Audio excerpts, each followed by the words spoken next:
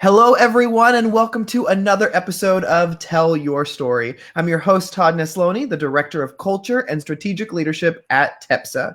Each week, I look to bring you a different guest who has encouraged, inspired, or challenged me in one way or another and invite them on to share some of their story in hopes that it encourages you to share some of yours. I am thrilled this week to have my special guest, Toney Jackson, on with me. Toney, tell everybody a little bit about who you are. Sure. Thank you so much for having me, man. As you mentioned, my name is Toney Jackson, and I've been teaching for 14 years now. Um, I love what I do. Before I started teaching, I went to college for fine arts, and I got my degree in painting. And while I was at Rutgers University in Jersey, um, I wasn't really into the party scene, but the friends that I had, we really got deep into the poetry scene, and so we kind of created a lane for ourselves, and we started an open mic. That I mean, this is like 20 years ago now, and the open mic is still going today, which is pretty Nice. cool. But that's what we used to do. We used to do that every Wednesday night. We would go to events in the city, and eventually we started going into school. So we had a couple of teachers that visited the open mic, and they would say, "Hey, can you come talk to our students?" So as an offshoot of Verbal Mayhem, we became a separate group, and then we would go into the schools. So as I was doing that, I was substitute teaching Mhm. just to supplement. And the more we did it, the more I felt like, wow, this education piece of it is that's what I'm loving. Yeah. And so I got an offer to teach in the elementary school where I went to elementary school, and I felt like it was that time. So I took that, and I've been teaching since. And yeah, I absolutely 100% love what I do. That's awesome. Well, I got to ask now, do you still go to open mics? Yeah, man. When I can. I mean, I'm a dad now. My Uh-huh. daughter is 3. So timing wise, thankfully, my wife is gracious enough to help me out when I schedule things like that. But Mhm. I host some open mics around the area. And if friends of mine are having something and they want me to come through, I will definitely try. But yeah, I feel like the open mic is one of the most important institutions, period, Yeah. in America. I really do. I feel like in terms of entertainment, education, exposure to different types of people, different messages. And so I over the past year, I've really tried to plug myself into visiting more open mics Mhm. and just finding them. Because I think that as a teacher, I bring my work into the classroom as well, but I feel like, plugging into the community is so important. So, have you ever had a student or a former student come and watch you at one of the open mics? Yeah, you know what? Every now and then, it's funny you mentioned that. When I started, I went back to my high school with our group, and one of the kids at the time who was in the audience, his name is Omar Holman, and I say his name because you can check him out on Twitter now and everything. He is a phenomenal poet. He's one of my favorite poets. Period. And he went to Rutgers College. He ended up Wow. hosting the open mic that we started after us. Nice. And yeah, he writes for a website called Black Nerd Problems, Mhm. and he's just a fantastic writer and a fantastic being. And so he always comes to mind whenever people talk about someone seeing the things that I do outside. Mhm. So yeah, and now every now and then, because my kids are so young, Yeah. they don't usually come to a lot of the events. But every now and then I'll have a parent who's really plugged in, and they'll say, can we bring a kid by? And I'll say, of course. Now, when you're an educator, and especially an educator of younger students, when they come back and tell you the impact you made and everything, it means a lot. It makes a big deal. But I'm sure that you've got a similar feeling when you're creating this type of art and others that you've poured into are recognizing it and validating you on that side of things too. Do you find similarities or differences in the validation you feel when they recognize your art, whereas when you're recognized for the impact you leave as a teacher? It's You know, oh, man, that's a great question. I feel like I recognize it more in terms of education specifically. I Mhm. definitely do. I mean, and I feel like that's what makes me so passionate. I'm sure I'm not alone. That's what makes me passionate, and many of us passionate about what we do, Right. is knowing that we are able to have this impact. And I think that with my art, I still at times, even though I'm growing as a teacher all the time, I always say that I know every year I'll be a better teacher than I was the year Mhm. before. And I completely believe that. I know that to be true, because I'm constantly learning more, reading more, Mhm. making mistakes and growing from them. As an artist, I feel like it's hard to let myself see that sometimes. Right. So I think when people tell me, even now when I share poems and stuff on Twitter or whatever, and somebody says something positive about it, has a positive response, I still kind of, for some reason, I have like a grain of salt with it, and I'm like, oh, Mhm. I'm glad they like it, but oh, all right, that's cool. Almost like I don't see it the same way sometimes. But I think that people do that to themselves a lot. I think we're Mhm. our own worst critics. Yeah. So yeah, in the education field, definitely. Mhm. I again, I know I'm not the best teacher in the world, but I know that I'm doing the best that I can do. And I think you bring up something really interesting there because when you create something, when you have, whether it's art or a book or anything like that, I think I mean, we're hard on ourselves as teacher, but when you create something out of your own brain, it's like you're on a totally different level of how hard you are on yourself. Where it's like, Yeah. but I can do better. Well, that's not anything. I have to do better. Whereas with the teacher, you're like, I'm going to get better every year. Like that just comes Yes. with the experience. And so I can totally see what you're saying. And I've never thought about it like that till you just brought that up. But I think that's, and I love hearing that even though you're doing something you love, even though you're doing something you've done for years, you still kind of, I guess, struggle might not be the right word, but struggle with that whole, I'm not at the pinnacle of where I want to be yet. I know I can be better. Oh, fully, yes, fully and completely true. And you know what? I was thinking about that recently. To kind of like just break down everything. I had this moment where my self talk is what I just mentioned, right? My self Mhm. talk is that I'm always going to be better than I was before.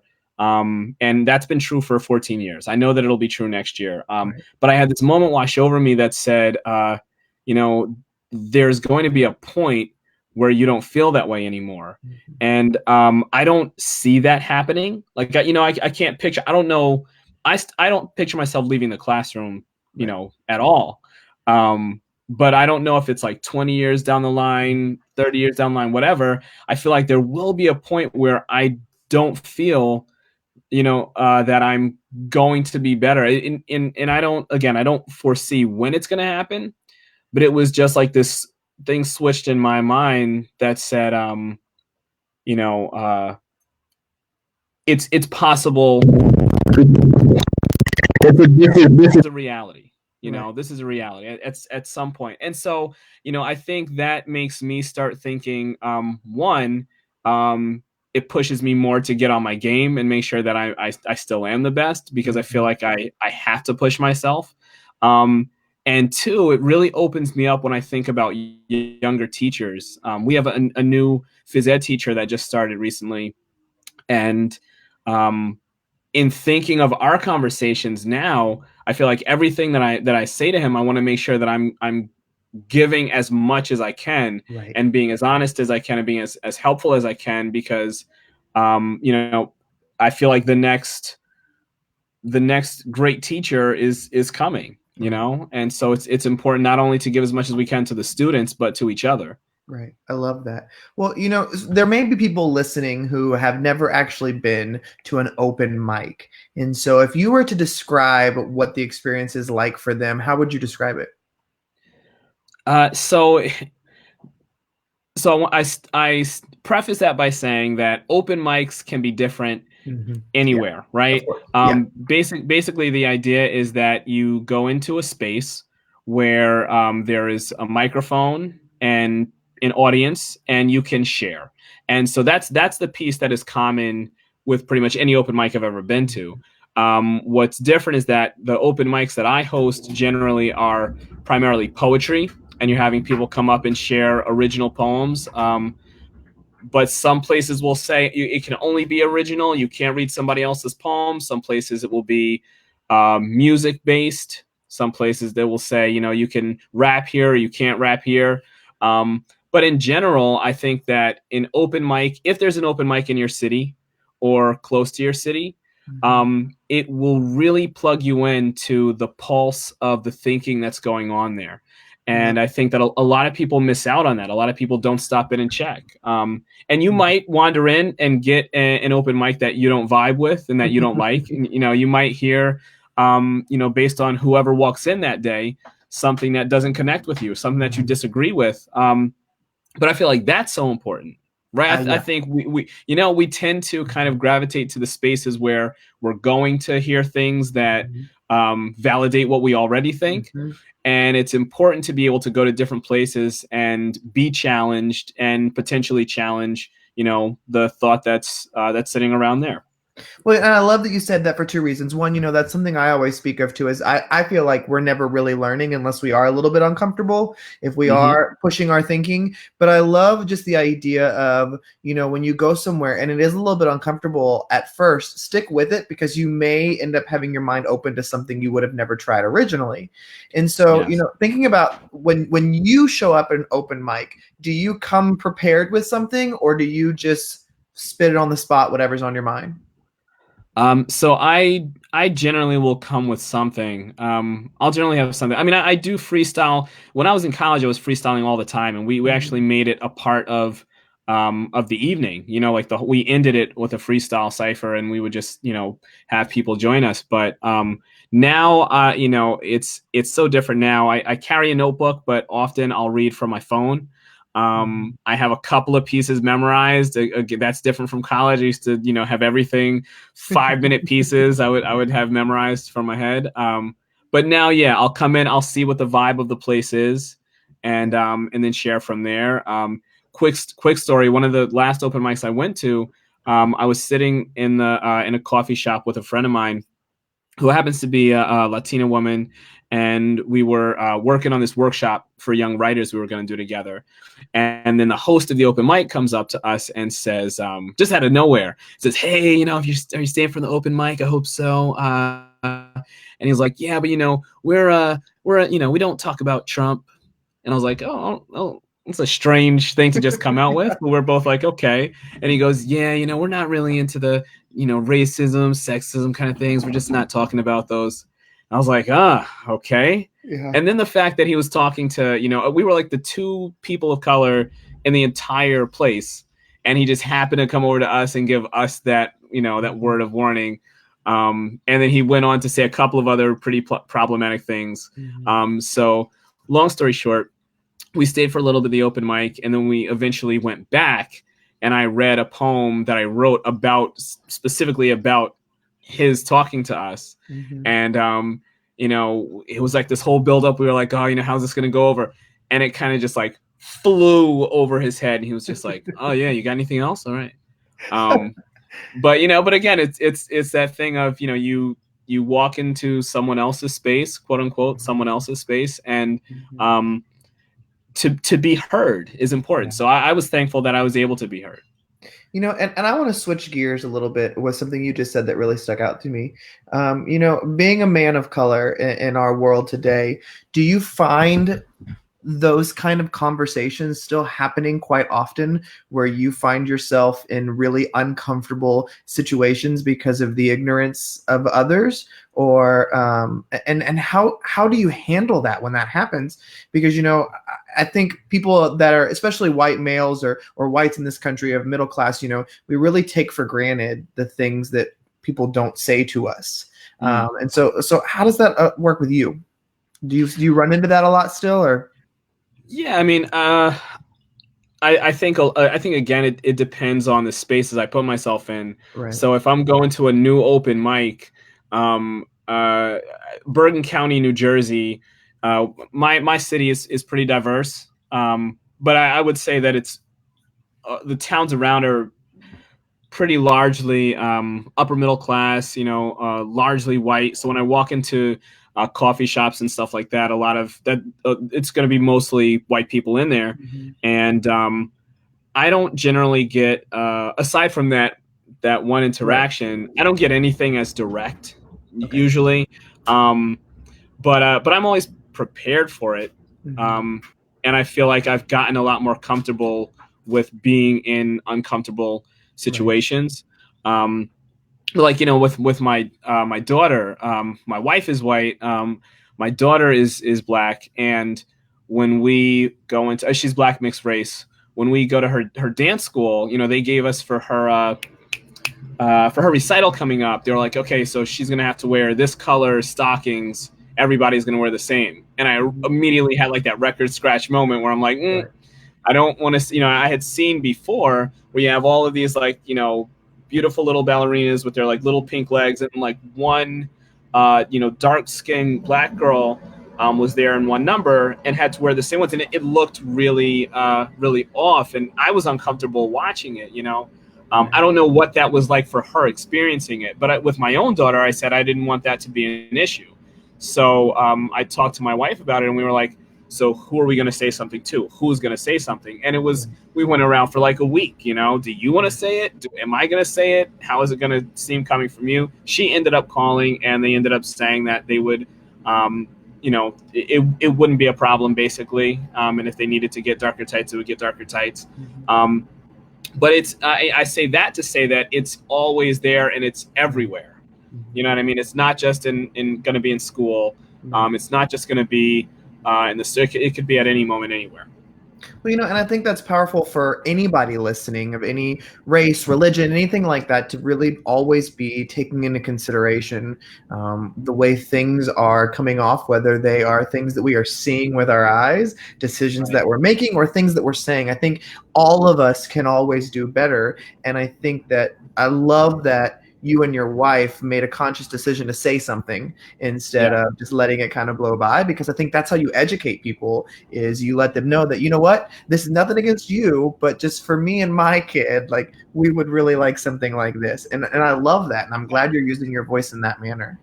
Thank you. Thank you. So Tony, when you think about at all the things you've been through in your life, that and I know there's probably going to be lots that come to mind when I ask this question, so just pick one. But can you think of one particular instance that really played a part into growing the man you are today? So I would say rather than an event, I would say it's the influence of my parents and my family. Right. My parents were both teachers, and I didn't know that I didn't want to be a teacher growing up. It wasn't that I didn't like the profession; it was just that I never thought of it. Right. Um, but education became so important in our household, and my mom taught African American history, so culture became so important. Right. My dad went on to become a pastor after teaching for 17 years. And so, faith was a big piece. Mhm. So their influence and their support was the driving piece. I Right. was rapping and doing poetry through college, and when I came back home, I was still doing that. And as much as I know that there were many times where they probably would have loved to see me take a teaching position or go for a teaching position earlier, they were very, very supportive Right. of all my endeavors. And so, I ended up doing a commercial with Microsoft, and and it was about me as a teacher. I Right. didn't have to be somebody else, but that kind of came back around, much later in life, and became this awesome moment where it was like, listen, this is, you seeing me do something I've wanted to do creatively because of where I am in education. And so, that's one moment, but it Yeah. was because of that support. I love that. Well, Tony, before I ask my last question, I don't want to put you on the spot, so you could say no, but Okay. would you be able to do some spoken word here on this recording tonight? What do I? Okay, okay. Yeah. Now I have something in my head. Is Mhm. that okay? Yeah, that's totally fine. Okay. I've been woke since I was conscious, never broken. I'm what God is. Mommy, daddy never conned us. Introduced to Mansa Musa. I go from Ghana to Wakanda. No thunder God, I got T'Challa, but what's Valhalla to Wakanda? Language coded like it's Contra. Out here, killer, be the conquered. We live in among the monsters, and they up in the Casablanca, staying winning because they in the house spending house money, not a shocker. Electrics in the office blocker. Watch them and see what they conjure. Frequently feeding us nonsense. We at the brink and they keeping the people unconscious, keeping us dreaming and drinking and shopping like we in here bubbling, thinking now we got it popping. We need more stock in our options. We need more reading and knowledge, freedom, equality, all of it. We need more deans of the colleges, streets where police will acknowledge us, not just be biased and follow a finalist. We need more business initiatives. Watch when we start it up. Wow. That was phenomenal. I love it. You know, I got to go to my first open mic, or not open mic, but my first spoken word poet. I got to go watch him perform a couple of months ago, and it was fan-freaking-tastic. And so I've like totally dive in to try to see more of this. So I love that. Thank you for letting me put you on the spot and sharing something out there. No problem, man. I mean, you know, if you really, you know, if you really wanted like a freestyle, I would have thought of something. But that was something that I just did a Black History Month program, and that was something that ties a lot together. Like what I'd really like to do at some point, I was thinking about taking like poems and verses and having like a clip up, but also doing something where I can break it down, because I think the intricacy of the writing with a lot of rappers and a lot of poets is something that a lot of people miss. And I think that overall, a lot of creative folks that do spoken word and hip hop will get a point across, but depending on the artist, there are so many small little pieces, double entendres, craft moves that may be missed. And you know, I'm a big fan of battle rap, and that's one place where I can go where I see that craft just practiced masterfully, and it has such a place in the classroom too. So I really appreciate you saying that. Yeah, thank you so much for that. No, that was phenomenal. So Toney, you know, one question I always love to end all my conversations on is, and this does not have to do with education, it can be anything that comes to your mind, but what is one thing that you wish more people knew or understood?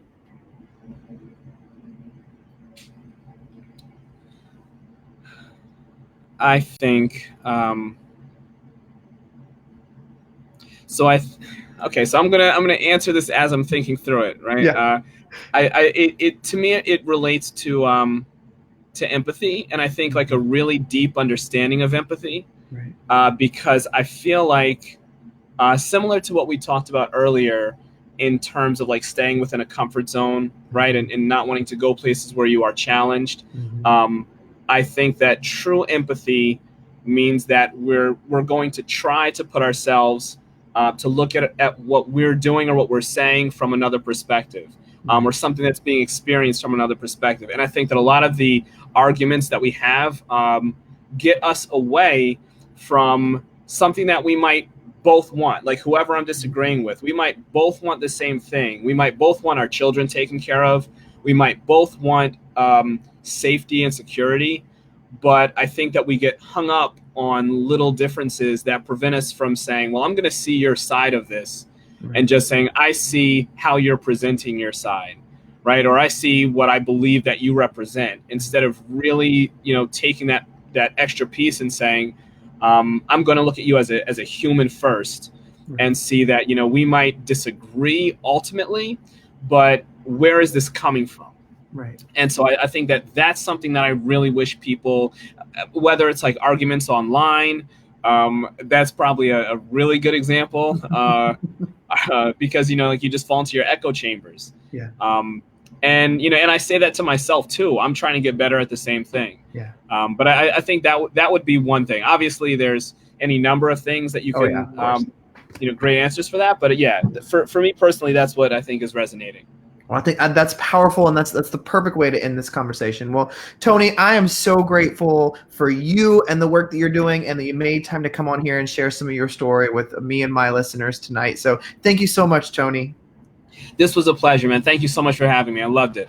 And thank you everybody for listening or watching another episode of Tell Your Story. Remember, you can check out past episodes on Spotify, SoundCloud, iTunes, wherever you get your podcast, it's there. I hope that this conversation tonight with Toney has inspired and encouraged you to get out there and tell your story, because every story matters.